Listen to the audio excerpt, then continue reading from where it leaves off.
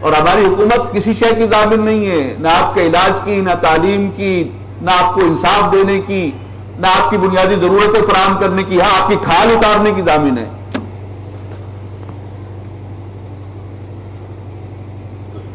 وہ نظام اور اس زمانے میں دیا گیا، اور وہ نظام صرف کتابوں میں لکھا ہوا نہیں ہے، دور خلافت راشدہ کے دوران اس کی اصل شکل سامنے آئی ہے، چشم فلک نے بھی دیکھا ہے اور انسانوں نے بھی دیکھا ہے۔ دیا کب گیا تھا؟ جب نو انسانی کے پاس ہیومن رائٹس کا کوئی کانسیپٹ ہی نہیں تھا۔ پوری دنیا میں صرف ایک نظام تھا، ملوکیت، مونارکی، اور وہ کیا ہوتی ہے؟ ایک خاندان ہے، شاہی خاندان، رائل فیملی، سارے حقوق، سارے اختیارات اس کے، بقیہ ساری عوام کیا ہے؟ ان کی حیثیت محکوم اور غلاموں سے زیادہ نہیں ہے، ان کے کوئی حقوق نہیں۔ بادشاہ جو چاہے قانون بنائے، اسے اختیار مطلق حاصل، اور اس کو پوری دنیا تسلیم کیے بیٹھی تھی۔ انسان کو معلوم ہی نہیں تھا کہ احترام انسانی بھی کسی شے کا نام ہے۔ انسان کی جان، مال، عزت و آبرو، اس کی بھی کوئی حرمت ہے، کوئی اس کی بھی قیمت ہے، کوئی قدر و قیمت ہے۔ جیسے آج امریکہ کے نزدیک مسلمانوں کی حیثیت کیڑے مکوڑوں سے زیادہ نہیں ہے کہ جیسے چاہو کو چل دو۔ یہ صورتحال دنیا کے پاس سامنے تھی، اور اسلام آیا اور نظام دنیا کو وہ دیا گیا کہ جس میں انسان کے حقوق ہیں، ان کا احترام ہے، ان کے لیے عدل ہے، ان کے لیے انصاف ہے، ان کے لیے امن و امان ہے، ان کی بنیادی ضروریات کی کفیل ریاست ہے، اسٹیٹ۔ جب یہ نظام محمد عربی صلی اللہ علیہ وسلم اور آپ کے ساتھیوں نے وہ قربانیاں دی ہیں اور وہ کچھ ایثار کیا ہے، جس کے بعد وہ قائم و غالب ہوا اور نافذ ہوا، تو دنیا کو محسوس ہوا کہ یہ تو ہم کسی اور نئے دور میں آ گئے۔ یہ عدل، یہ انصاف، یہ مساوات، جو ہمارے حاکم ہے وہ ہمارے خادم ہیں۔ سید القوم خادمہم، انسانوں کی حکمرانی نہیں ہے، وہ تو رب کا حکم نافذ کرنے آئے ہیں۔ رب کی دھرتی پر رب کا نظام، ان میں کوئی حاکم نہیں ہے۔ ہاں امیر ہوتا ہے، ایک انتظامی ذمہ دار ہے، کوئی شہنشاہ نہیں ہے۔ شہنشاہ اور ایک عام آدمی برابر ہے عدالت کے اندر۔ اسلامی ریاست میں ایک یہودی اور غیر مسلم بھی شہنشاہ کے اوپر جو ہے دعویٰ کرے گا تو عدالت میں دونوں کو اکٹھا کھڑا کیا جائے گا۔ یہ خواب میں بھی نہیں دیکھا تھا کبھی نو انسانی نے۔ یہ عظیم تحفہ جب ملا ہے تو آپ دیکھتے ہیں کہ چند سالوں کے اندر اندر کروڑوں لوگ مسلمان ہو گئے۔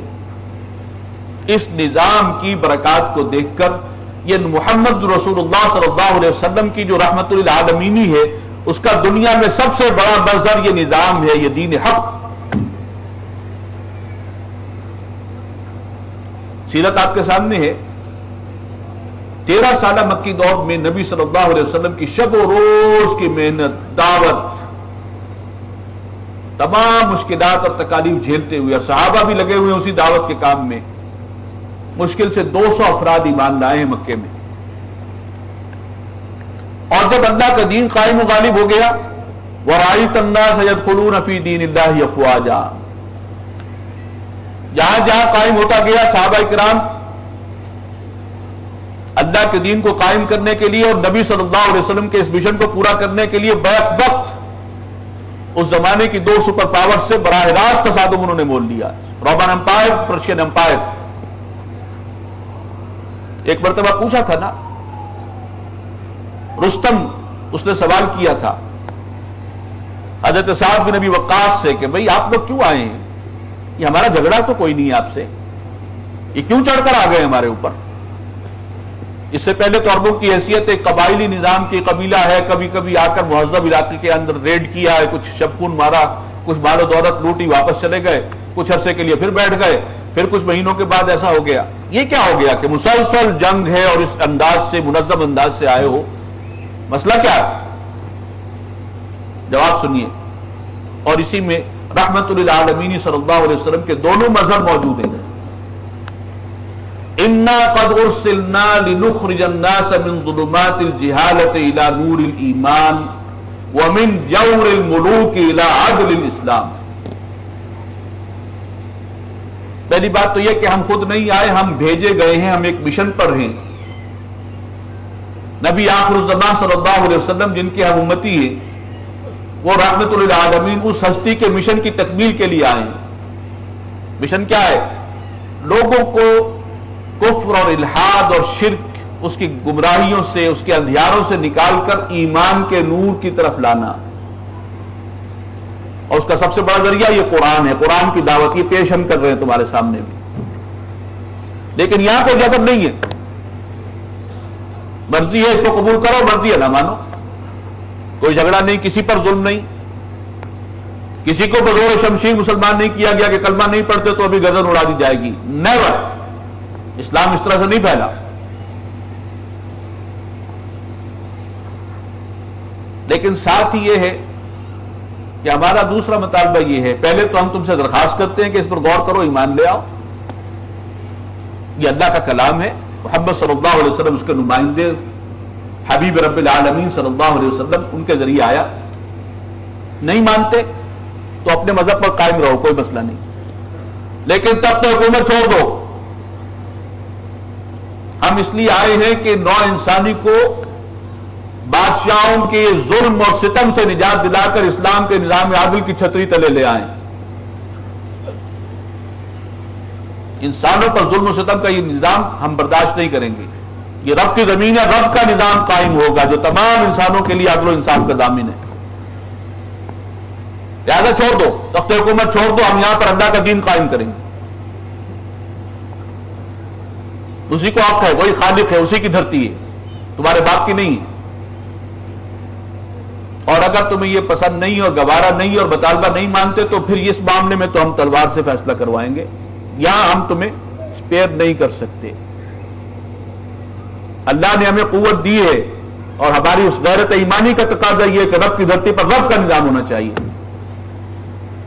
لہذا تلوار فیصلہ کرے گی.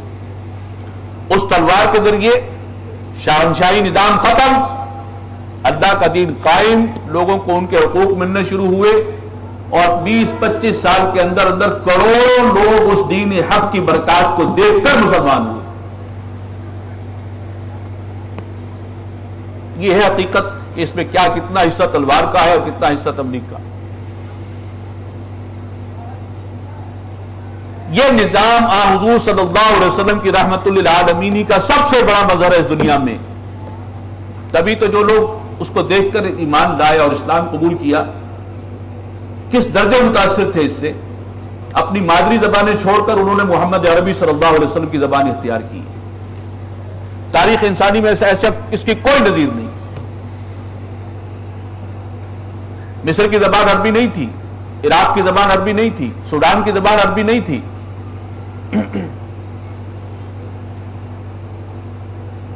لیکن اب یہ سب بلاد عرب ہیں. یہ ہے وہ تحفہ. اور ہمارا المیہ کیا ہے؟ ابھی فرما رہے تھے 56 اسلامی ملک، کسی ایک جگہ بھی اس رحمت للعالمین صلی اللہ علیہ وسلم کے دیے ہوئے نظام رحمت کو ہم نے اختیار کیا. 57 اسلامی ملک ہیں. مسلمانوں نے اپنے ملکوں میں جہاں ان کی اپنی اکثریت ہے وہاں بھی اللہ کے دین کو قائم نہیں ہونے دیا. حضور کی لائی شریعت نہیں منظور. ہمیں یہ گلا سارا نظام زیادہ محبوب ہے جس میں انسانوں کے کوئی حقوق نہیں. یا ریاست انسان کے عزت، آبرو، جان اور مال کی حفاظت کی قطعاً ذمہ دار نہیں. ہمیں یہ چاہیے. ہم اس سیٹ اپ کو اور اس سسٹم کو جو ہے ڈسٹرب نہیں ہونے دیں گے. محمد عربی کا لایا ہوا نظام جو پوری نوع انسانی کے لیے رحمت تھا، صحابہ کرام نے تو ان علاقوں میں دین کو قائم کیا جہاں ابھی ایک شخص بھی مسلمان نہیں ہوا تھا. اور آج ہمارا المیہ یہ ہے کہ ہمیں ایک الگ خطہ زمین ملے ہوئے 65 سال ہو گئے اور لیا بھی اسلام کے نام پر، اور 93% یہاں مسلمان ہیں. اور حکمرانی غیر اللہ کے قانون کی ہے. یہاں دجیاں اڑائی جا رہی ہیں شریعت اسلامی کی. بانی محترم رحمہ اللہ فرمایا کرتے تھے انڈیا کا مسلمان ہم سے آگے اس معاملے میں. دیکھیے یہ وہ چیزیں ہیں بدقسمتی سے ایجوکیٹ ہی نہیں کی جا رہی. ہمارے آئلی قوانین اس ملک کے اندر جو بنے تھے سن 62 میں، اس وقت اس کے بارے میں تمام علماء نے کہا تھا یہ خلاف قرآن و سنت ہیں، غیر اسلامی ہیں. بنانے والا کون تھا؟ غلام احمد پرویز، منکرین حدیث اور منکرین سنت کا سب سے بڑا سرخیل، سرغنہ. اور ڈنڈے کے زور پر، ماشاءاللہ کے زور پر اس کو نافذ کیا گیا. سن 62 سے آج تک وہ آئلی قوانین چلے آ رہے ہیں.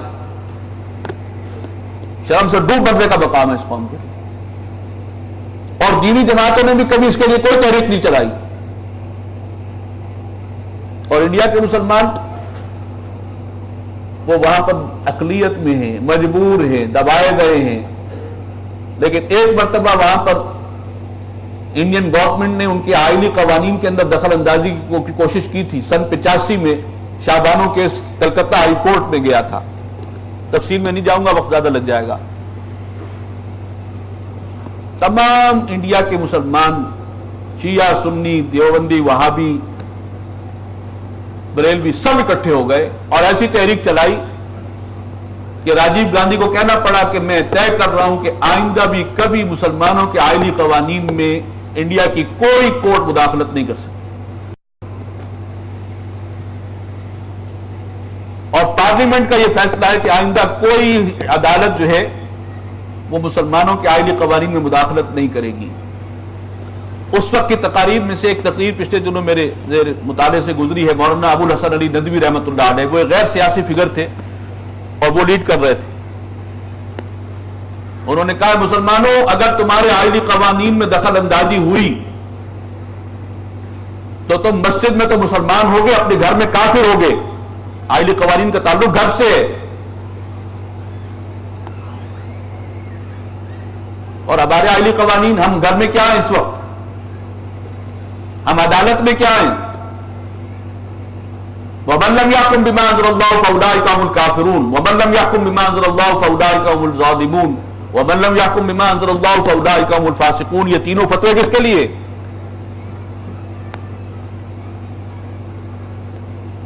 ہم نے خود اس رحمت کا انکار کیا، ہمیں نہیں چاہیے.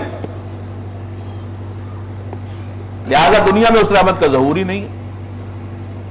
آج دنیا میں پھٹکار ہے، اللہ کی لعنت ہے اس قوم کے اوپر ہے. ضربت علیہم الذلۃ والمسکنۃ وباؤوا بغضب من اللہ. یہ ہے اصل سبب. رحمت سے تو ہم نے خود منہ موڑ لیا.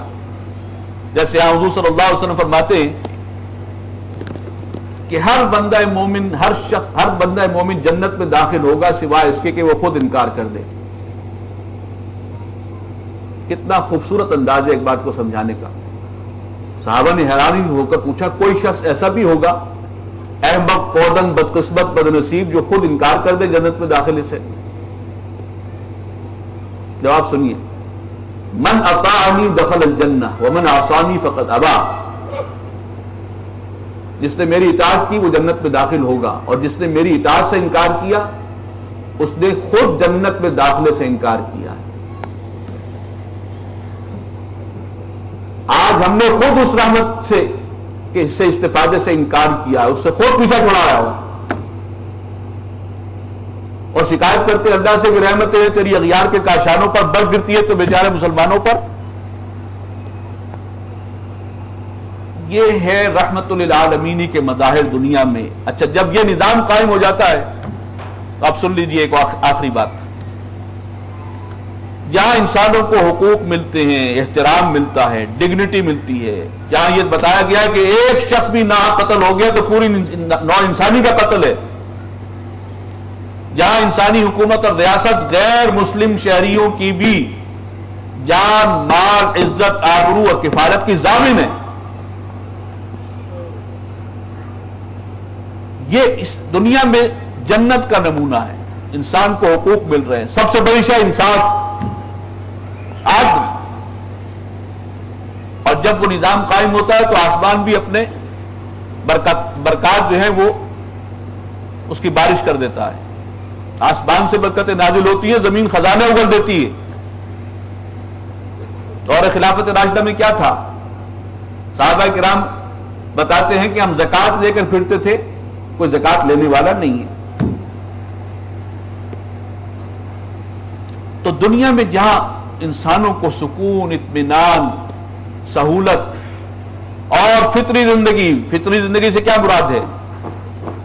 اسلامی حکومت کا فرض منصب یہ ہے منکرات کو جڑ سے اکھاڑے۔ من رأى منکم منکرا فلیغیرہ بیدہ۔ منکرات کے راستے سے شیطان جو ہے انسان کو پھر جہنم کی طرف لے جاتا ہے۔ اب وہ ایسا ماحول اسلامی حکومت دیتی ہے کہ انسانوں کو دنیا میں بھی جنت کا جو ہے ایک ماحول مل رہا ہے، ایک دوسرے پر اعتماد، عدل و انصاف، وہ ساری چیزیں، اور اس کے ساتھ ساتھ وہ ماحول کہ وہ اصل کامیابی کے لیے ان کا راستہ آسان ہو گیا۔ ورنہ جب استحصالی نظام ہو، جہاں انصاف نہ ہو، معاشی عدل نہ ہو، وہاں کیا ہے؟ وہ جو کہا گیا کہ دنیا نے تیری یاد سے بیگانہ کر دیا، تجھ سے بھی دل فریب ہے غم روزگار کے۔ کون سی آخرت؟ کیا ثواب؟ ہم کہاں روزہ رکھیں؟ یہ روزے تو سرمایہ داروں کے چونچلے ہیں، صبح بھی سحری ڈٹ کے کریں گے اور شام کو بھی ہے انواع و اقسام کی چیزیں افطاری میں ہوں گی۔ ہمیں تو 2 وقت کا نوالہ نہیں ملتا اور ہمیں سارے دن محنت مزدوری کرنی پڑتی ہے۔ یہ دین ہمارے لیے نہیں ہے۔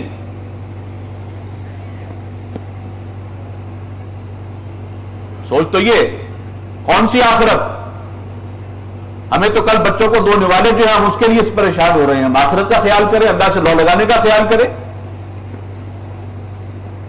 جب حقوق ملیں گے انسانوں کو، انصاف ملے گا، اب ان کے لیے امکان ہے، اور وہ فطری زندگی ملے گی جو فطرت سے قریب ہے۔ فطرت اللہ التی فطر الناس علیہا۔ اب انسان متوجہ ہوگا اللہ کی طرف، اپنی اخروی کامیابی کی طرف۔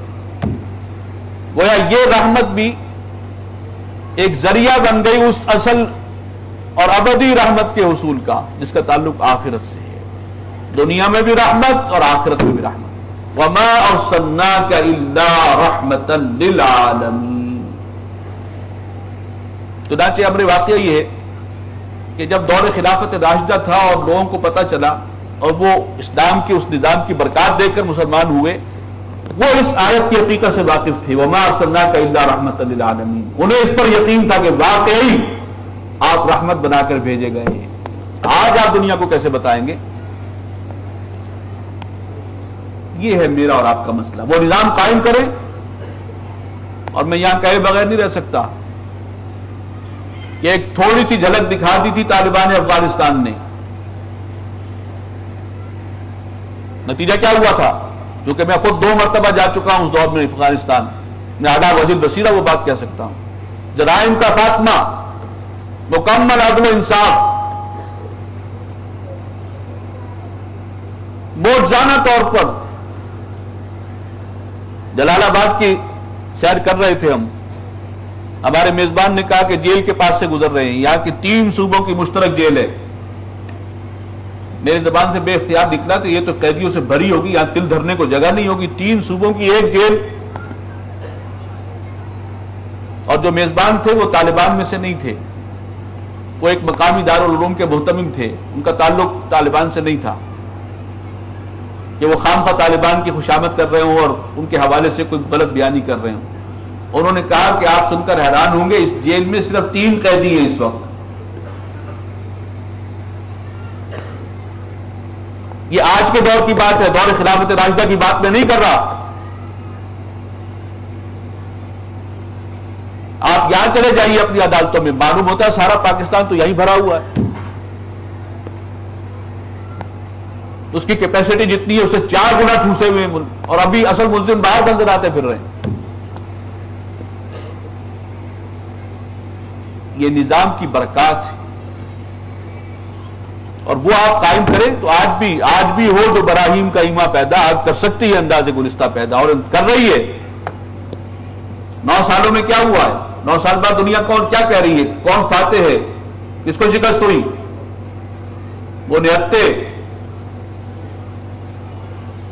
وہ مٹھی بھر لوگ جو سچے وفادار تھے، اللہ کے اور اس کے رسول کے صلی اللہ علیہ وسلم. جیسے موقع ملا شریعت نافذ کر دی بات کے، اور پور کامل امن و امان.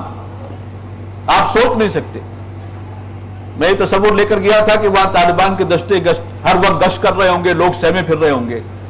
میں جلال آباد سے کابل تک گیا، کابل سے قندھار تک گیا ہوں، پھر واپس آیا ہوں. کہیں میں نے طالبان کے دستوں کو گشت کرتے نہیں دیکھا. لیکن نہ جرائم ہے، نہ خوف و ہراس ہے، کامل امن و امان. لوگ اپنی دکانیں کھلی چھوڑ کر مسجد میں جا رہے ہیں نماز پڑھنے، کسی کا کوئی خطرہ نہیں، کوئی کھٹکا نہیں.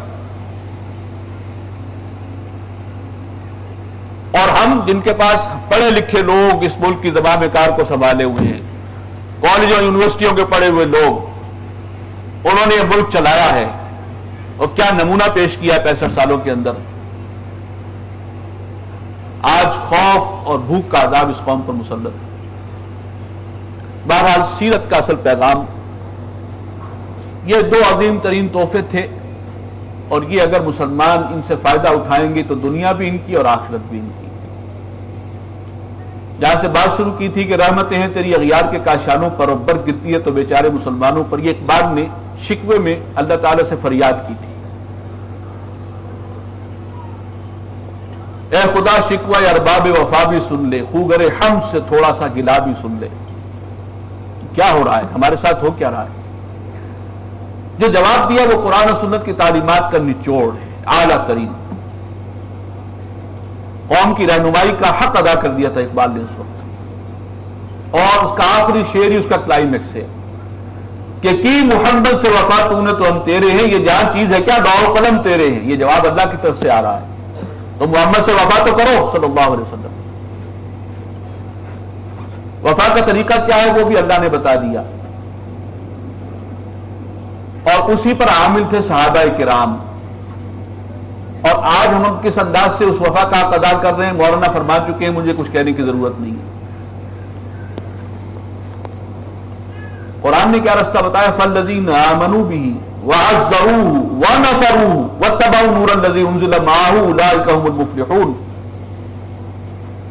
وہ نبی آخر الزمان انہی کی امت کے لیے اللہ کی رحمت خاص ہے، لیکن کون ہے ان کے سچے امتی؟ کون ہے محمد صلی اللہ علیہ وسلم کے وفادار، سچے وفادار؟ فالذین آمنوا بہ، نمبر 1 جو ان پر حقیقی ایمان رکھتے ہیں. وعزروہ، ان کا احترام، ان کی عزت، ادب، تعظیم، توقیر کرتے ہیں. وَنَصَرُوهُ، اور وہ مشن جو تھا غلبہ دین کب پورا ہوگا؟ جب کل عالم پر اللہ کا دین قائم ہوگا، کل گلوب کے اوپر. اس لیے کہ حضور صلی اللہ علیہ وسلم کی رسالت پوری نوع انسانی کے لیے ہے، قیامت تک اس مشن میں رسول کے دست و بازو بننے والے. یعنی اس کا تو کوئی امکان ہی نہیں ہے کہ مسلمان کسی جگہ خود حاکم ہو اور خود اکثریت ہو اور وہاں اللہ کا دین قائم نہ کرے. یہ بات تو ناقابل فہم تھی. جیسے ابھی مولانا فرما رہے تھے کہ اس دور میں یہ تصور نہیں تھا کہ کوئی شخص مسلمان ہو اور نماز نہ پڑھتا ہو. منافقوں کو بھی مسجد میں آ کے نماز پڑھنی پڑتی تھی تاکہ وہ دنیا کو بتا سکیں کہ ہم مسلمانوں میں شامل ہیں. اس کے بغیر کوئی انہیں مسلمان ماننے کے لیے تیار ہی نہیں ہے. اسی طریقے سے ایک طویل عرصے تک مسلمانوں میں یہ تصور ہی نہیں تھا کہ مسلمان کہیں اختیار اور اقتدار میں ہو اور وہ شریعت کو نافذ نہ کریں. کوئی اور آپشن ہے ہی نہیں، کوئی اور نظام ہے ہی نہیں. ہمارے پاس ایک ہی نظام تھا. تو فالذین آمنوا بہ وعزروہ ونصروہ، یہ تو کرنا ہی کرنا ہے. مسلمان کا کام کل زمین پر، کل روح ارضی پر اللہ کے دین کو قائم و غالب کرنا ہے، جیسے صحابہ نے کر کے دکھایا. یہ مدد ہے تو یہ کام کریں گے وہ ہے وفادار محمد صلی اللہ علیہ وسلم کی. اور آخر میں فرمایا واتبعوا النور الذی انزل معہ، اور اس نور ہدایت کی پیروی کریں جو نازل کیا گیا ہے ان کے ساتھ. یہ قرآن، یہ وحی مطلوع اور وحی غیر مطلوع، اس کی شرح بھی وہیں سے آئی ہے. وہ احادیث رسول ہیں، وہ سنت رسول ہے. زندگی گزارو اس کے مطابق، قرآن و سنت. یہ 4 کام کرو گے تو یہ ہے وفادار، کی محمد سے وفا تو نے تو ہم تیرے ہیں، یہ جہاں چیز ہے کیا لوح و قلم تیرے ہیں، پھر سب کچھ مسلمانوں کے لیے ہے، اس میں کوئی شک نہیں۔ اللہ تعالی ہمیں نبی صلی اللہ علیہ وسلم کا سچا امتی بننے کی توفیق عطا فرمائے۔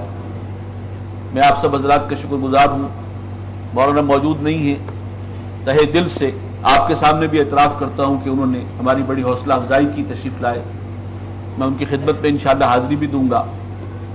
اپنے ساتھیوں کا بھی ممنون احسان ہوں جنہوں نے محنت کر کے یہ خوبصورت بزم سجائی ہے، ذکر حبیب کے عنوان سے صلی اللہ علیہ وسلم، رحمت للعالمین صلی اللہ علیہ وسلم کے حوالے سے، جن کا ذکر خود اللہ نے بلند کیا ہے، وَرَفَعْنَا لَكَ ذِكْرَكَ۔